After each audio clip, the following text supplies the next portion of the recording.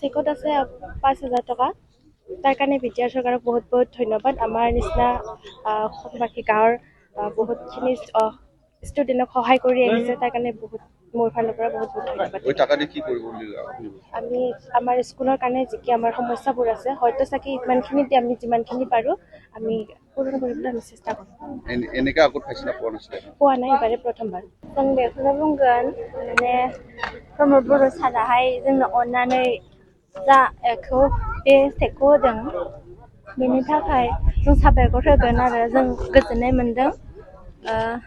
जे न'खराव गैयाब्ला माने फरायनो थाखाय जोंनो अननानै हेफाजाब होदों बेसेबांसो रांनि 5,000 मा क्लासाव फरायो BA सेकेन्ड बे रांजों मा खालामनो रांजोंथ' आं बेखौनो खालामनो सानदों माने लेखा बायनो हायाखै बेखौनो बायगोन दिनै साबेसेसो नोंसोरबायदि फरायसाया बेबायदि सेकखौ मोननो हादों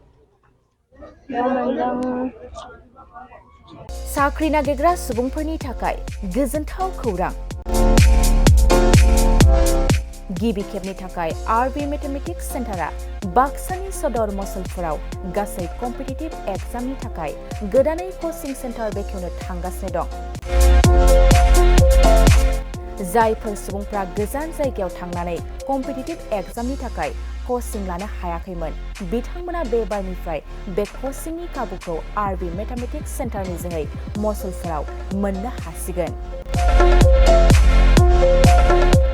बे कचिं सेन्टाराव बिथांमोना direct requirement 3rd and 4th grade railway SSC army GD Agniveer bank police आरो टेट आनजादफोराव जिरायनो हानाय बायदि रोंगौथि गोनां फोरोंगिरिजों फोरोंथाय होनाय जागोन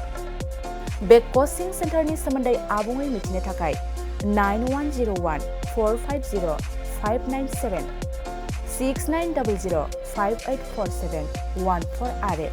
9365132228 जानबुं अनजिमायाव खौरां लानो हागोन